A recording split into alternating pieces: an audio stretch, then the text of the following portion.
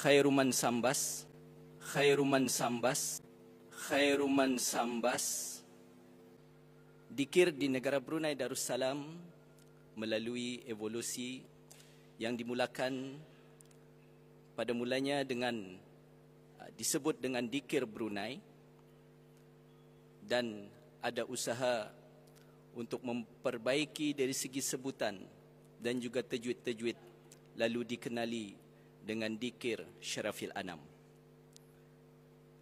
Walau bagaimanapun, kedua-dua variasi dikir masih dibawakan sehingga kini di negara Brunei Darussalam dengan menggunakan syair-syair yang juga turut diperdengarkan semasa pertandingan, yang kelazimannya dimulakan dengan dikir Assalamu Alaika, diikuti dengan syair dikir Khairuman, Bisyahrin, seterusnya Alhamdulillah, syair dikir Tanakal, syair dikir Walidal Habib, syair dikir Badat Lana, dan disudahi dengan dikir Ashraqal Badru.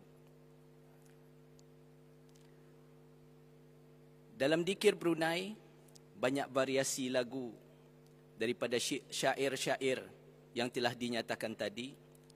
Antaranya dari syair dikir Khairuman, ada variasi lagu Khairuman Udana Laila, Khairuman Kupi, Khairuman Sambas, Khairuman Tiga Serangkai. Itu adalah antara lagu-lagu ataupun variasi lagu daripada syair Khairuman. Manakala daripada syair Bisyahrin, ada variasi lagu Bisyahrin Udana Laila, Bisyahrin Si Cantik Manis, dan sebagainya. Daripada syair lagu Alhamdu, ada lagu Alhamdu Allah dan Alhamdu Siddiq. Manakala dalam syair lagu Badat Lana, ada variasi lagu Badat Lana Pekerma ataupun Raja Isteri, Badat Lana Bungkar Sauh, Badat Lana Bekayo, Badat Lana Kupi, dan lain-lain lagu lagi, yang memang banyak variasi-variasi lagu dan masih diamalkan sehingga kini. Dan insya-Allah pasukan kami akan memperdengarkan daripada syair lagu Bisyahrin dengan variasi lagu Bisyahrin Udana Laila.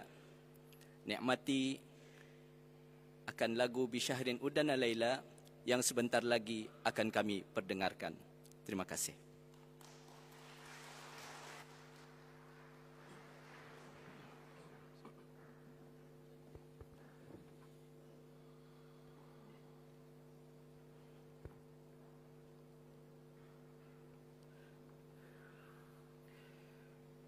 Allahumma salli wa sallim wa barik